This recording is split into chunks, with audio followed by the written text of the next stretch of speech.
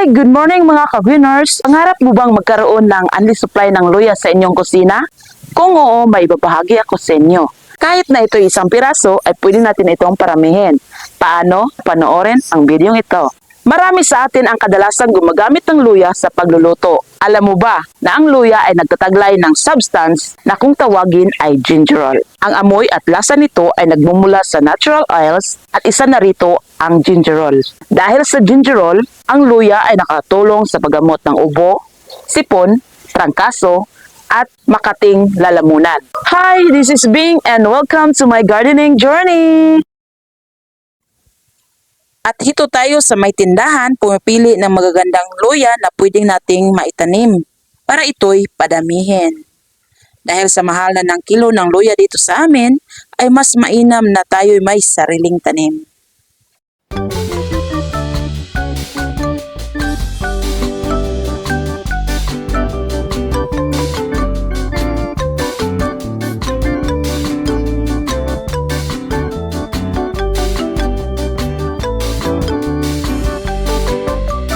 Para maparami ang ating luya, ito yung gagawin natin mga ka-greeners. Itong mga may ganito mga ka-greeners, ayan, sa 2, 3, 4. Kapag may suhi na mga ka-greeners, gaya nito, so 1, 2, 3, 4. So ganito lang yung gagawin natin mga ka-greeners.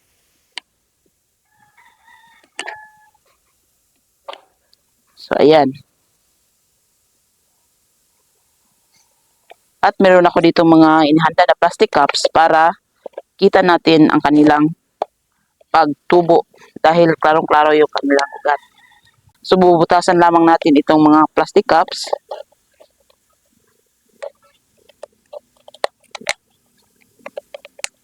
So ayan. Bali butas na.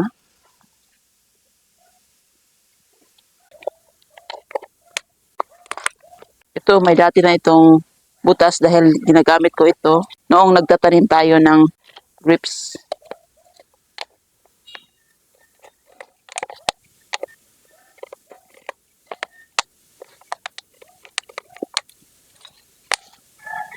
So ayan, 4.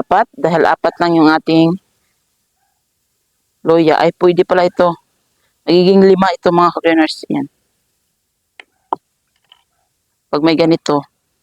Ginagamitan natin ito ng plastic cups mga ka-greeners para kita natin yung kanilang pag-ugat.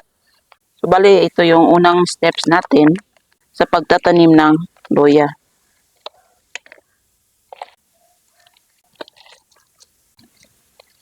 Kadalasan kong sinasabi mga ka-greeners na kapag bagong tanim ay wag muna natin itong isasalang sa mainit na panahon. O wag muna natin itong ilalagay sa direktang may araw para yung bagong tanim natin ay hindi masisira.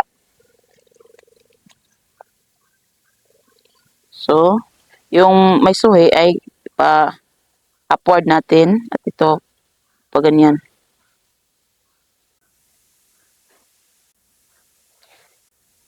Tapos, saka na natin ito takpan ng lupa.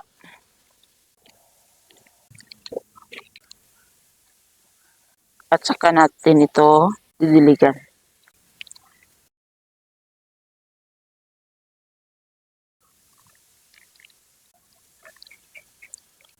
Ilalagay na natin ito sa hindi naaarawan para hindi masisira yung ating bagong tanim na luya.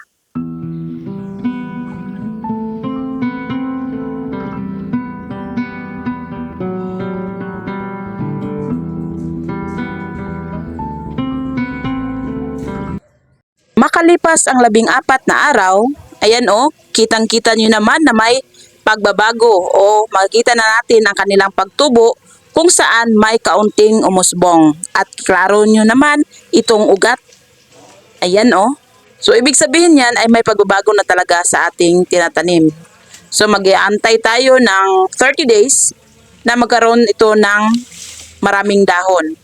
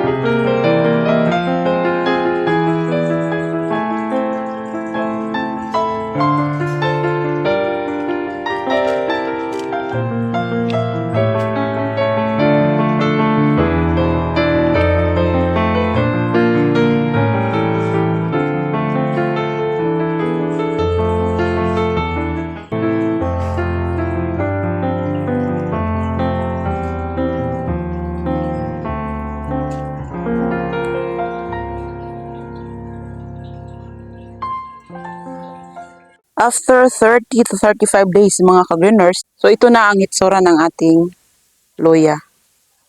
So as you can see, 4 lang yung tumubo. Sapagkat yung isa wala pang dahon.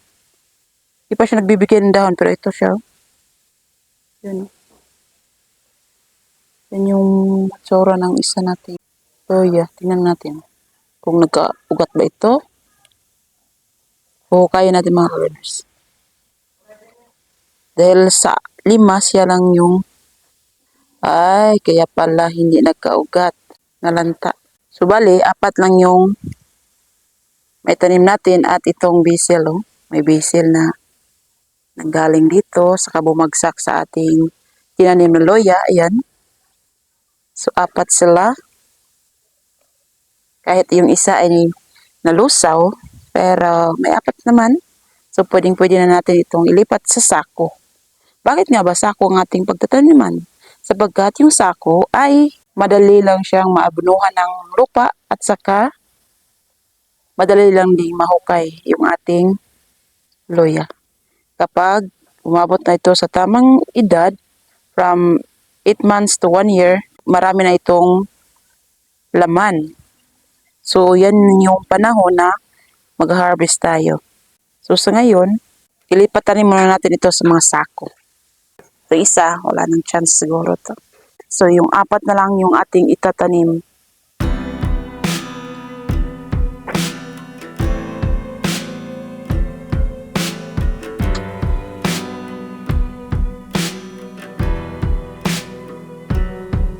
Hi mga ka-greeners! After 35 days, ang hitsura ng ating loya ay ito na. 5 yung na-produce natin, pero sa kasamaang palad, namatay or nalusaw yung isa, kaya 4 na lang yung nabubuhay. Ayan sila. So, dahil lumabas na yung ugat sa ating pinagtamnan, ayan, ito yung ugat niya. Ayan o. So, punong-puno na yan ng ugat yung ating pinagtamnan. So, ilipat tanim na natin ito sa ating inihanda na mga sako. Ito yung mga sako na inihanda ko para pagtamnan natin sa ating loya. So, dahil 4, so 4 din na sako yung ating inihanda. At, yung lupang gagamitin natin ay may halong rice hull. Dahil yung rice hull ay nakakatulong sa aeration ng mga tanim. So, imimix muna natin. At may papakita ako sa inyo mga ka-greeners yung update ng ating naipunla ng mga lettuce sa kasamaang palad dahil sa sobrang init dito sa amin, ayun, namatay. So, repeat na naman tayo sa ating process na magpupunla na naman ang mga buto ng lettuce at saka ng pichay. Bakit sako yung ginagamit na ating pagtamnan ng ating mga luya? Dito sa amin, kadalasan talaga ginagamit kapag nagtatanim ka ng luya ay mga sako. Dahil yung sako, kapag nagkaroon na ng laman yung luya, madali lang na mai-harvest. Tapos parang recycle na rin na magagamit na natin yung mga sako na nilagyan natin ng bigas. So instead na itapon, gagamitin natin na pagtataniman ng ating mga either gulay or either mga herbs and spices. So ihalo muna natin yung ating soil mixture. Dito lang natin imimix para madali. Itong isang sako ng lupa, ibuhos ko na dito lahat para ma-mix na natin. Ayan. Tapos lagyan natin ng rice hull.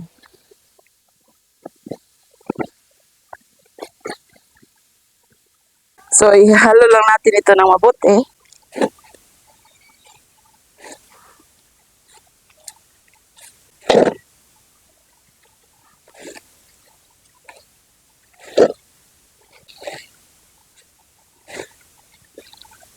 So, halo-halo lang tayo dito mga ka-greeners.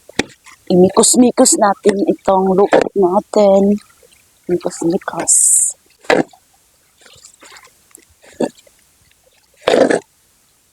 Bale, itong luya, ma-harvest ito from 8 months to 1 year. So, medyo matagal-tagal, pero magkakaroon ito ng maraming laman kapag maayos lang yung pag-aalaga natin ng ating luya. Nakakahingal pala ang ganitong trabaho mga ka-greeners. So, kung nakikita nyo Yung mga construction worker, pag nag-mix, ay, mahirap pala, no? Mahirap pala mag-mix ng mga simento. Ito na lang sa atin, lupa lang yung minimix natin.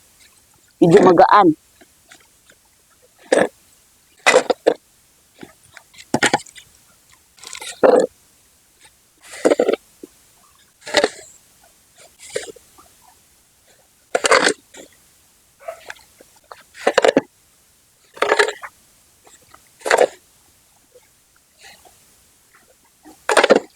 Ang daming bulate.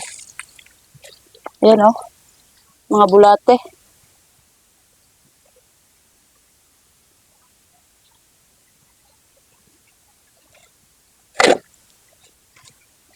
So ayan, na-mix na natin yung ating lupa. So, lagyan na natin yung ating mga sako. Hinihingal ako ah. Mahirap talaga kapag mataba ka.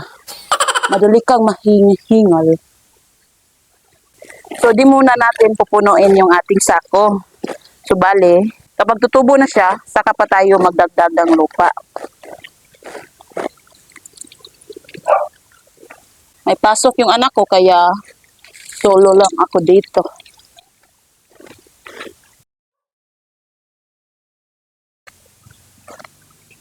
Ang gusto pala ng luya mga kabiners ay hindi masyadong mainit. Gusto niya yung may kaunting lamig.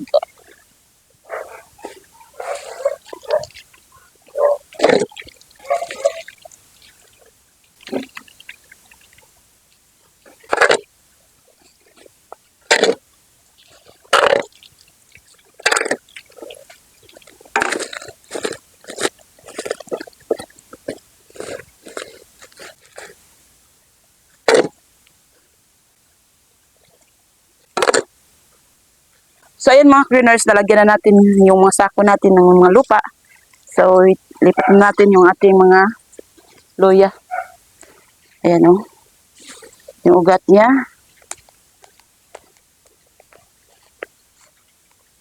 Ayan.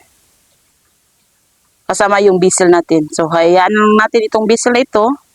Dahil, ang bango, pag naglalagay kayo ng bisil sa inyong mga niluluto.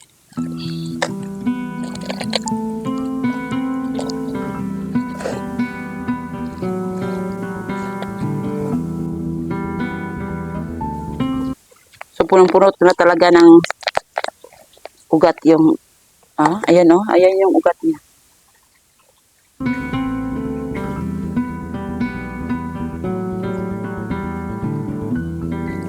Tapos, ganyan. Yan natin ang lupa. At kapag tutubo na sila, so, iganyanan natin. Kapag lumaki na sila ng maayos. So, mag-aantay tayo ng 8 months to 1 year para magkaroon na tayo ng presko na loya.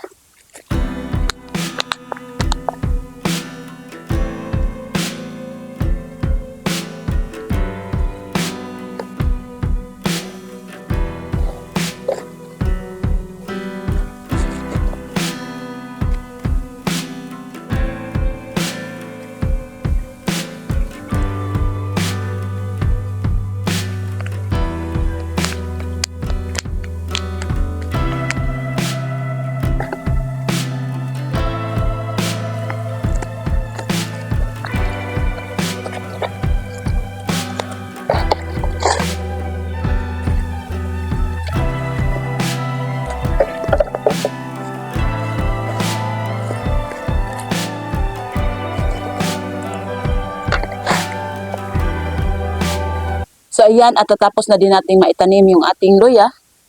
So, yung sako natin ay lalagyan natin yan ng butas para naman may labasan ng tubig. Dahil ang gusto ng luya ay hindi siya masyadong basa. Dahil kapag basang-basa siya at kapag palaging basa siya ay malalanta yung laman ng luya. So, 50-50 lang yung gusto niya.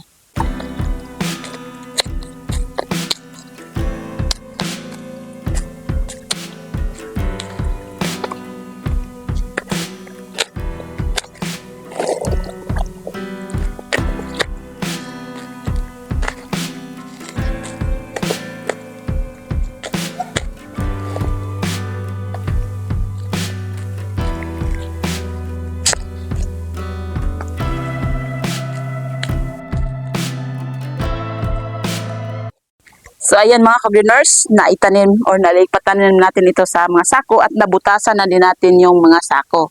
So dahil bagong lipatanim itong mga ka-greeners, ay di muna natin ito isasalang sa malakas na init. Kahit na nagkaroon na sila ng ugat, di ko muna sila ilalagay doon sa ating garden dahil dito ko muna sila ilagay kasama ng ating mga naitanim na mga anthurium. Bali 1 week sila dito bago ko sila lipat doon sa ating garden. Sana ay nakatulong ang video ito at sana ay nagustuhan nyo. Don't forget to like and subscribe.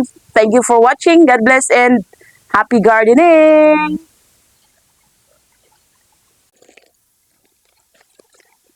Nagbabasakali tayo mga ka-greeners na hindi ito masira ng mga alagang aso ng ating kapitbahay. So, didiligan natin ito mga ka-greeners.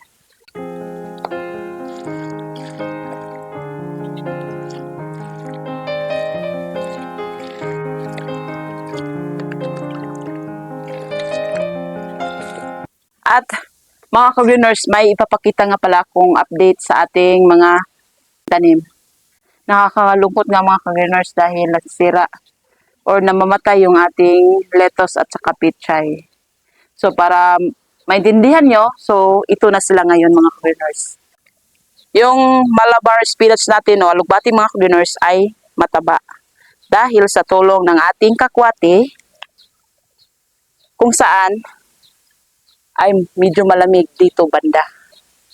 Pero yung update ng ating mga lettuce at saka pichay, yung bamboo art natin, so nailagay ko na sila or isinalang ko na sila sa mas lakas na init at ito yung nangyari.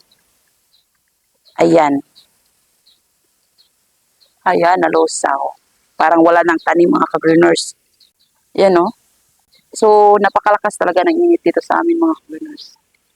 So, bali, dahil na-dead sila, so magpupunla na naman tayo ng mga lettuce at saka pichay. Ayan o. Hindi na kayanan yung malakas na init. Ayan.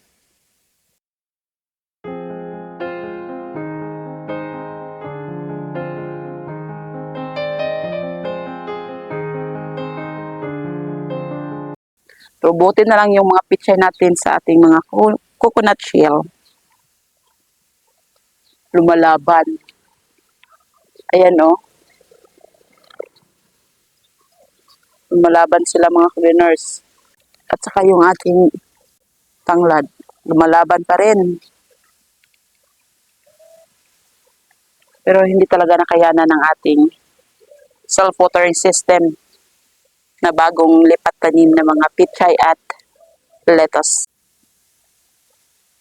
Ayan. Kita nyo mga ka-greeners, di ba wala na? Namamatay na talaga sila. Buti na lang yung coconut shells natin. Ayan yung mga pichay. Pero laban pa rin. Ayan. Dito, kung makita nyo, ayan, parang wala nang tanim. Wala talaga, kasi nasisira na. Ayan o, namatay yung lettuce. Back to step 1 naman tayo sa pagpupunla ng mga bagong buto. Ayan talaga. Hindi na kayanan sa malakas na init.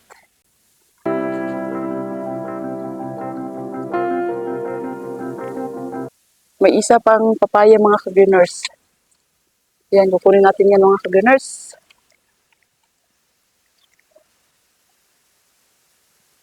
Noong isang linggo, nangunguha din ako ng isang papaya. Pero ngayon, dahil isa na lang siya at hinog na, so kukunin na natin. So, gamit tayo ng panungkit.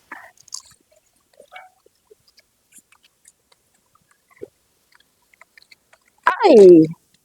Ay. So, ito siya mga ka-greeners. Wala nang bunga. Thank you. Kahit paano, makakain na naman tayo ng preskong papaya.